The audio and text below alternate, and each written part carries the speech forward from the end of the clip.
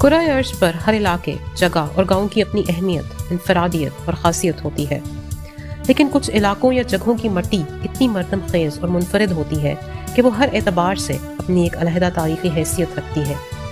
यूँ तो आज़ाद कश्मीर शहदा और गाजियों की सरजमीन है, लेकिन ज़िला भिंबर में वाक़ कलरी एक ऐसा गाँव है जो मेहमान नवाजी, दोस्त परवरी, ग़ुरबतदारी और बहादुरी के एतबार से बेमिसाल है।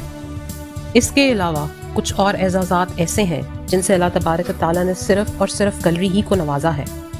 अगर अस्करी एतबार से बात की जाए तो आज़ाद कश्मीर के पहले लेफ्टिनेंट जनरल मोहम्मद अकबर ख़ान इसी गांव में पैदा हुए। ख़िता कश्मीर की तारीख़ में कलरी आज़ाद कश्मीर का वाहिद गांव है जिसने 2 लेफ्टिनेंट जनरल अकबर ख़ान और लेफ्टिनेंट जनरल शेर अफगन न सिर्फ एक गांव बल्कि एक ही फैमिली से पैदा किए। आज़ाद कश्मीर से ताल्लुक़ रखने वाले पहले सफारतकार की हैसियत से बरतानिया में पाकिस्तान के सफ़ीर का एजाज़ भी कलरी को हासिल है।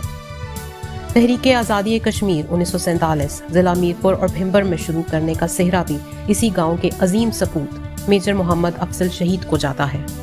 हमारे इस खत्ते में किसी एक यूनियन काउंसिल से सबसे ज़्यादा शहदा का एजाज़ भी कलरी को हासिल है और किसी गांव की एक ही फैमिली से सबसे ज़्यादा शहीद ऑफिसर्स भी इसी गांव की मीरास है। इसलिए ये ज़रूरी है कि हम इस गांव को तारीख के आईने में देखें। कलरी जम्मू रीजन के ज़िला मीरपुर और अब ज़िला भिंबर का हिस्सा है।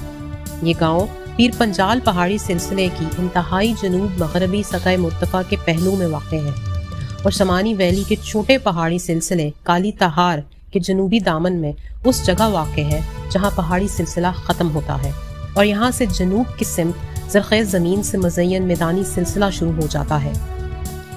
ये गांव मीरपुर से तकरीबन 25 किलोमीटर मशरक़ में और भिंबर से तकरीबन इतने ही फासले पर मगरिब में वाक़ है। तारीख़ के मुताले और एक राय के मुताबिक कलरी 700 साल पुराना गांव है, जबकि एक और तहकीक इसे 400 साल पुराना गांव समझती है। ज़मीनी आसार और बुजुर्गों से हासिल सीना बसीना मालूमात से पता चलता है कि सबसे पहले कुछ ब्रह्मन मौजूदा गांव से तकरीबन 1.5 किलोमीटर शुमाल में घनट्टा तालाब से कुछ फासले पर मगरिब की जानिब ब्रह्मन की जाड़ के मुकाम पर आबाद हुए। कई सालों बाद जब वहाँ ताउन की बीमारी फैली तो फिर ये लोग उस जगह को छोड़कर मौजूदा गांव की जगह पर आ बसे। मौजूदा गांव के चारों अतराफ में कलर वाली जमीन है। इससे अंदाजा लगाया जाता है कि गांव का नाम कलरी इसी निस्बत से रखा गया है। गांव के अतराफ में कलर वाली जमीन होने से इस गांव में दीमक का नामो निशान तक नहीं। अगरचे कलरी में और कबाइल भी आबाद हैं, लेकिन वो बहुत ही कम तादाद में है। बुनियादी तौर पर ये चिब राजपूत कबीले का गांव है। चिब राजपूतों के जद्दे अमजद राजा चिब चंद की औलाद में से राजा धर्म चंद अल मारूफ, राजा शादाब खान, बाबा शादी शहीद के पोते और मल खान के बेटे जैसक खान ने पंजेड़ी आबाद किया। जैसक खान के 4 बेटों यानी गोहरपाल, दराब खान, बिंदु खान और भालू खान में से गोहरपाल के पोते और मुजफ्फर खान के 3 बेटों यानी ईसा खान ने सिहलर, अली शेर ने तोनीन और मूसा खान ने कलरी को आबाद किया। कलरी में आबाद तमाम चिब राजपूत मूसा खान की औलाद है। जैसा कि उस ज़माने में मुख्तलिफ कबाइल, बरादरियों और गाँव की आपस में दुश्मनियाँ हुआ करती थीं, तो ज़माना कदीम से ही राजपूत अपने गाँव को जंगी तदाबीर और असूलों के मुताबिक हमेशा ऊंची जगह पर आबाद करते थे जहाँ दुश्मन का पहुँचना मुश्किल हो। अगरचा कि वहाँ गाँव वालों के लिए साजो सामान, लकड़ी, पानी वगैरह लाने में मुश्किलात भी होती थी। कलरी भी एक ऐसे ही ऊंचे प्लेटो पर वाक़ है जिसके शुमाल में बेरी, बलाई और कीकर का घना जंगल, जबकि मशरिक और मगरिब की तरफ गहरी खाइयाँ, कसियाँ और नाले हैं। यहाँ पहुँचने के लिए सिर्फ एक ही रास्ता यानी जनूब की तरफ से आता है। इस हिकमत अमली से थोड़े ज़राए के साथ भी एक सिमत का अच्छी तरह दिफा किया जा सकता है। अगर गांव के मर्द किसी जंगी मुहिम जुई पर गए भी हों तो ख़वातीन अकेले भी अपने गांव का दिफा कर सकती हैं। इस इलाके का एक अहम गांव कसकुम्मा कलरी से तकरीबन 10 किलोमीटर शुमाल में वाक़ है। अपनी अहमियत का अहम दूसरा गांव पंजेड़ी कलरी के जनूब मशरक में तकरीबन 5 किलोमीटर के फासले पर भिंबर की तरफ वाक़ है। दर हकीकत हमारे अपने इलाके से बाहर अक्सर लोग कलरी और पंजेड़ी को एक गांव समझते हैं और इसे कलरी पंजेड़ी कहते हैं। नहर अपर जेहलम कलरी से तकरीबन 7 किलोमीटर जनूब की जानिब से गुजर कर जाती है। इस नहर की तामीर 1904 ता 1916 महाराजा कश्मीर और ब्रिटिश इंडियन गवर्नमेंट के दरमियान एक मायदे के तहत की गई تاکہ پنجاب کے علاقے اور زمینیں سیراب کی جا سکیں۔ اس وقت یہ نہر منگلا کے مقام پر دریائے جہلم سے نکالی گئی اور براستہ چیچیاں، افضل پور، پل منڈا، چاتنا اور علی بیگ سے ہوتی ہوئی شکریلا کے مقام پر پنجاب میں داخل کی گئی۔ منگلا ڈیم کی تعمیر کے بعد بجلی پیدا کرنے کے لیے جو سپل ویز بنائے گئے، ابھی اس نہر کو پانی ان سپل ویز سے مہیا کیا جاتا ہے۔ صدیوں پرانا یہ گاؤں مختلف کنبوں کے حوالے سے 6 محلوں میں بٹا ہوا ہے۔ گاؤں کے شمالی حصے میں 2 بڑے محلے، دائیں جانب جس میں حویلی والے اور بالے رہتے تھے، اور بائیں جانب 31 والا کنبہ ہے۔ 31 کے کنبے سے مغرب والی سپر پر کمہارانہ محلہ واقع ہے۔ گاؤں کے درمیان اوپر والے لپاڑے کے ساتھ گاؤں کی جامع مسجد ہے۔ مسجد سے جنوب مشرق کی جانب اور روڈ کے مشرق میں محلہ مغلاں اور ڈھکی والے، اور روڈ کی دوسری طرف محلہ میانے واقع ہے۔ میانے گاؤں کے علماء تھے اور گاؤں کی جنوب کی جانب مندیڑا واقع ہے۔ کلری مسلمانوں کا ایک بڑا گاؤں تھا، جبکہ ہندو اور سکھ اگرچہ کم تعداد میں لیکن وہ بھی تقریباً ہر محلے میں رہتے تھے۔ ہندو اور سکھ زیادہ تر پڑھے لکھے اور کاروبار کرتے تھے، جبکہ مسلمان یا تو فوج کی سروس کرتے تھے یا زمینداری۔ کلری کے بہت سارے مسلمان فوجیوں نے پہلی جنگ عظیم اور دوسری جنگ عظیم میں حصہ لیا۔ جاتلا اور علی بیگ کے درمیان اپر جہلم نہر سے شمال کی جانب بشمول چبی تمام رقبہ، سکیتر سے مشرق کی طرف، نالا پیل سے مغرب بشمول کھڈوڑا، کسری اور شمال میں کسکما کی طرف نالا ٹنڈوئی تک تمام زمین اور رقبہ کلری کی ملکیت تھا۔ مسلمانوں میں سے سب سے معتبر شخصیات کرنل علی اکبر صاحب، کرنل دلاور صاحب، نمبردار دادو خان اور صوبیدار جلال صاحب، جنرل اکبر صاحب کے والد، جانے جاتے تھے۔ صوبیدار جلال صاحب کلری کے پہلے صوبیدار ہوئے جنہوں نے پہلی جنگ عظیم میں بھی حصہ لیا۔ کلری گاؤں کے مسلمانوں میں سب سے بڑے جاگیردار راجہ کرم داد خان محلیہ تھے، جنہیں مہاراجہ کی طرف سے 1300 کنال کی اضافی زمین ماڑی کے مقام میں دی گئی، جبکہ یونین کاؤنسل کلری میں سب سے زیادہ زمین نمبردار راجہ دادو خان کی تھی۔ دادو خان بریگیڈیئر غوث صاحب، راجہ شیر افضل خان اور راجہ نذیر احمد کے نانا تھے۔ کرنل علی اکبر صاحب کلری سے پہلے آرمی آفیسر ہوئے جو 1939 میں مہاراجہ کی آرمی سے ریٹائر ہوئے۔ مہاراجہ ان کا بہت احترام کرتا تھا۔ مہاراجہ چونکہ خود راجپوت تھا، وہ کلری کے راجپوتوں کی بہت قدر کرتا تھا۔ اپریل 1947 میں وہ کلری آیا اور موجودہ بیسک ہیلتھ یونٹ کی جگہ پر علاقے کے سب لوگوں سے ملا۔ ان بزرگوں سے پہلے والی جنریشن میں سے راجہ کرم داد خان اور ان کے والد مست خان صاحب 31 کے قبیلے سے اور راجہ معصوم خان حویلی والوں میں سے 19ویں صدی کے معتبر شخصیات تھیں۔ اگرچہ کہ 1939 میں ریٹائر ہونے والے کرنل علی اکبر صاحب کلری کے پہلے آرمی آفیسر تھے، لیکن بعد میں بریگیڈیئر غوث صاحب نے دہرادون سے پاس آؤٹ ہو کر 1941 میں 5 پروونس ہارس میں کمیشن لیا اور 1942 میں جنرل اکبر صاحب نے بلوچ ریجمنٹ میں کمیشن لیا، جبکہ میجر افضل صاحب مہاراجہ کی آرمی میں کمیشن لے چکے تھے۔ کرنل دلاور صاحب کے بیٹے لیفٹیننٹ عثمان علی نے 1947 میں ٹریننگ مکمل کی۔ برٹش انڈین آرمی میں اپنی بہترین سروس اور خدمات کی وجہ سے اعزازی لیفٹیننٹ عطا محمد، اعزازی لیفٹیننٹ فقیر محمد اور اعزازی لیفٹیننٹ الف خان کو اعزازات سے نوازا گیا۔ ایس پی راجہ ممتاز صاحب کلری سے پہلے پولیس آفیسر تھے جو 1947 سے بہت پہلے سے مہاراجہ کی پولیس میں سروس کر رہے تھے۔ اس علاقے سے سب سے زیادہ پڑھے لکھے آدمی راجہ شاکر خان تھے، جو کرنل علی اکبر کے سب سے چھوٹے بھائی اور جنرل شرفکن کے نانا ہیں۔ انہوں نے 1930 میں سری نگر سے انٹرمیڈیٹ پاس کیا۔ گاؤں کے لوگ پہلے چاموچیاں سے پانی لاتے تھے، پھر مست خان کے بیٹے راجہ کرم داد خان جو کرنل علی اکبر صاحب کے دادا تھے، انہوں نے گاؤں کا پہلا کنواں مٹھالے والا کنواں تقریباً 175 سال پہلے بنوایا۔ اس سے لوگوں کو پینے کے صاف پانی کی سہولت میسر آئی۔ اس کے بعد کماگری میں معصوم خان اور پھر موزہ ہلہ میں روشن خان جو بالے قبیلے کے بزرگ تھے، انہوں نے کنویں بنوائے۔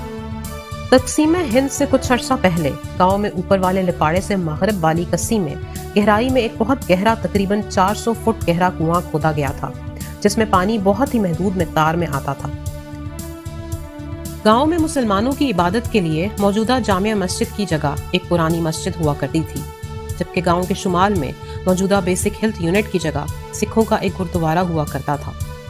گردوارے کے جنوب میں 2 تالاب اور گردوارے کے مشرق میں نیچے گہری جگہ پر ایک بڑا تالاب ہوا کرتا تھا۔ اس تالاب کے جنوبی کونے میں بہت بڑے اور پرانے برگد کے درخت تھے، جہاں گرمی میں اکثر نوجوان ان کے سائے میں بیٹھا کرتے تھے۔ گاؤں کے لوگ ان تالابوں سے پانی استعمال کیا کرتے تھے۔ گاؤں کے شمال میں تقریباً 1.5 کلومیٹر کے فاصلے پر کنہٹا کے مقام پر جانوروں کے لیے ایک تالاب بنا تھا اور کچھ لوگ گھر میں اضافی استعمال کے لیے بھی اس تالاب سے پانی لاتے تھے، جس کے شمالی کنارے پر ایک بہت بڑا پیپل کا درخت جو دور سے نظر آتا تھا۔ یہ درخت سروے ٹری کے طور پر جانا جاتا تھا۔ کنہٹا کے شمال میں دیری دیرا بنے ہوئے تھے جہاں شادی کے موقع پر ہندو چڑھاوے چڑھایا کرتے تھے۔ اگر کسی ہندو کی وفات ہو جائے تو ہندو کلری، پیر گجا اور بلوارا کے راستے میں سکیتر کے کنارے چچڑوں کے درختوں کے درمیان چتا جلایا کرتے تھے۔ اس علاقے کا بڑا مرکزی گردوارہ علی بیگ کے مقام پر تھا جہاں بیساکھی اور دوسرے تہواروں پر سکھ جایا کرتے تھے۔ گاؤں کی مسجد کے ساتھ ایک چھوٹا تالاب تھا جسے دارا کہتے تھے۔ اس تالاب سے جانور بھی پانی پیتے تھے اور گاؤں کے بچے اس میں نہاتے اور تیراکی سیکھتے تھے۔ دارے کی ایک طرف مسجد جبکہ دوسری طرف لڑکوں کا پرائمری اسکول تھا اور اس میں کلری گاؤں کے مولوی احمد صاحب ہیڈ ماسٹر تھے جبکہ مولوی حنیف صاحب اور مولوی فیض صاحب اسکول ماسٹر تھے۔ کلری میں لڑکیوں کا پرائمری اسکول بھی تھا جس میں زیادہ تر ٹیچر جموں سے آتے تھے۔ ایک ٹیچر کا نام نور بی بی اور ایک ٹیچر کا نام سیدہ بی بی تھا۔ ان دونوں کا تعلق پہلگام یا جموں سے تھا۔ آئیے دیکھتے ہیں کہ کلری میں ہندو اور سکھ کون کون اور کہاں کہاں رہتے تھے۔ قیام پاکستان سے پہلے کلری میں 17 گھرانے ہندوؤں اور سکھوں کے تھے، اگرچہ کہ ان میں بہت سارے سنگھ قبیلے کے تھے لیکن زیادہ تر ہندو تھے۔ صرف چند تقریباً 5 گھر سکھوں کے تھے، جیسا کہ کالا سنگھ اور رویلا سنگھ، اور 2 گھر برہمنوں کے تھے۔ ہندوؤں میں سب سے معتبر گھرانہ ماسٹر سیوا سنگھ کا تھا۔ یہ 7 بھائی تھے، سب پڑھے لکھے، باروزگار، بہت جائیداد کے مالک اور امیر گھرانوں سے تھے۔ سیوا سنگھ کے باقی بھائی نرنجن سنگھ، تارا سنگھ، شیر سنگھ، ہری سنگھ، چرن داس وغیرہ تھے۔ شیر سنگھ وکیل تھا اور میرپور میں وکالت کرتا تھا۔ سب بھائیوں کے گھر اکٹھے اس علاقے میں تھے جہاں آج کل خان لیاقت مرحوم کی فیملی کے افراد رہتے ہیں۔ اس کے ارد گرد سارا ایریا ان کا تھا۔ سیوا سنگھ خود علی بیگ میں ہیڈ ماسٹر تھا۔ اس کے 2 بیٹے نونہال سنگھ اور ترہیت سنگھ تھے جبکہ اس کی 2 بیٹیاں اقبال کور اور ہربنس کور کلری گرلز پرائمری اسکول میں پڑھتی تھی۔ موتی رام، چند اور چرنجی یہ تینوں دکاندار تھے۔ چرنجی کی دکان گورا نکا میں تھی جبکہ موتی رام کی دکان جو راستہ اوپر لپاڑے سے عزیز الرحمان کے گھر کی طرف جاتا ہے اس کی شروع میں دائیں طرف تھی، جبکہ چند کی دکان حوالدار سلیم مرحوم کی دکان سے آگے راستے کے دائیں طرف تھی۔ مائی شبزائی برہمن اور بودا برہمن ڈرائیور غفور کے گھر کے علاقے میں رہتے تھے۔ مائی شبزائی کے بیٹے میرپور رہتے تھے جبکہ بودا برہمن کا بڑا بیٹا کرشن کشمیر آرمی میں تھا۔ اس کے ایک چھوٹے بیٹے کا نام راج تھا۔ کالا سنگھ بھی سکھ تھا۔ اس کا گھر نیاز احمد کی دکان کے سامنے والے گھروں کی جگہ تھا، جبکہ ریلا سنگھ اور صحبہ سنگھ کے گھر جو گلی راجہ کہکباد کے گھر کی طرف جاتی ہے اس گلی کے شروع میں حوالدار سلیم کی دکان سے آگے آمنے سامنے تھے۔ یہ تینوں بھی دکاندار تھے۔ روپا سنگھ اور اس کا بیٹا سنیارے کا کام کرتے تھے اور ٹھاکر اور مالک بھی سنیارے تھے۔ ان کے گھر جہاں سے کمہارانہ محلہ شروع ہوتا ہے گلی کے ساتھ آج کل اکرام رہتا ہے اس کے ساتھ تھے۔ رویلا سنگھ بھی سکھ تھا۔ اس کے بیٹے کا نام مکھراج تھا جو کہ ڈاکٹر تھا اور مولوی یعقوب صاحب کی بیٹھک جو سڑک کی طرف ہے یہاں بیٹھا کرتا تھا۔ مکھراج کا گھر بنیڑے میں اس جگہ تھا جہاں آج کل مشتاق کے بیٹے مالک کا گھر ہے۔ سیوا سنگھ کے بیٹے ترہیت سنگھ کے مطابق مہاراجہ ہری سنگھ کا بیٹا کرن سنگھ اپنی والدہ کے ساتھ جموں سے میرپور کے راستے پر جب سفر کرتے تھے تو وہ دونوں ان کے گھر یعنی سیوا سنگھ کے گھر کلری میں آ کر رکتے تھے۔ اگرچہ کلری مسلمانوں کا بڑا گاؤں تھا، ارد گرد میں گڑا نکا، کوٹھی میرا، سرہد، پیل اور کماگری کے ساتھ کھولے ہاں میں ہندو اکثریت میں رہتے تھے، جبکہ گھسیٹ پھلی، پیر گجا اور گواہ مسلمانوں کی بستیاں تھیں۔ مسلمان اور ہندو سب بہت اتفاق سے رہتے تھے۔ جب 1947 میں شورش شروع ہوا تو کلری کے ہندوؤں اور مسلمانوں نے اپنی اپنی مذہبی کتابیں سامنے رکھ کر عہد کیا جو بھی حالات ہوئے وہ ایک دوسرے پر حملہ نہیں کریں گے۔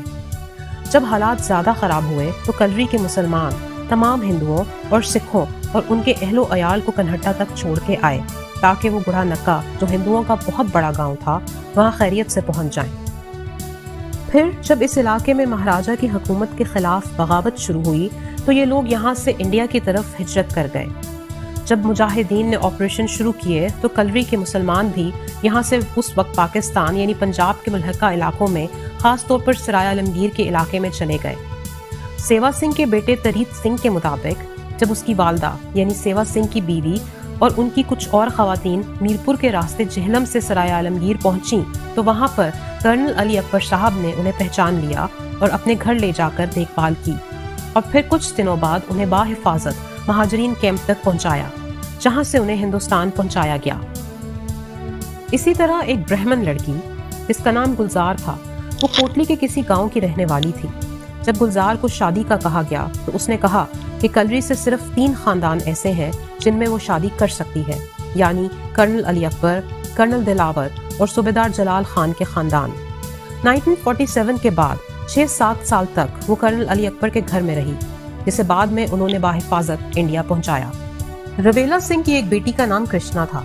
उसकी एक बेटी का नाम आग्या था जो मुसलमान हो गई, जिसकी शादी हरवाल जो दरहाल के करीब है वहां हुई। उसकी एक और बेटी का नाम इंदिरा था, वो भी मुसलमान हो गई और रजिया नाम रखा। उसकी शादी थाथी में हुई।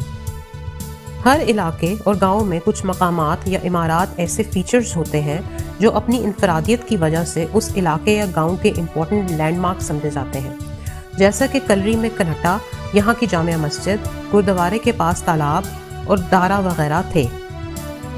इसी तरह तकरीबन 175 साल से पुरानी सूबेदार मौज़म साहब की मौजूदा रिहाइश का, जो उनके परदादा राजा करम दाद खान ने बनवाई और उस जमाने में अपनी तर्ज की एक शाहकार इमारत जानी जाती थी, उसे महल भी कहते थे। इसी निस्बत से उनके खानदान को महलिया कहा जाता है। लोग उसे देखने दूर दूर से आते थे। इसी तरह कर्नल अली अकबर साहब की रिहाइश का, जो श्रीनगर की एक 12 दरी की तर्ज पर मुरब्बा शक्ल में 1939 में बनाई गई, जिसके दरमियान में सहन और चारों तरफ कमरे थे, एक मुनफरिद शाहकार थी। कर्नल दिलावर खान साहब का चौबारा भी अपनी हैसियत रखता था। ये शानदार इमारतें 1947 से पहले गांव की एक पहचान थी।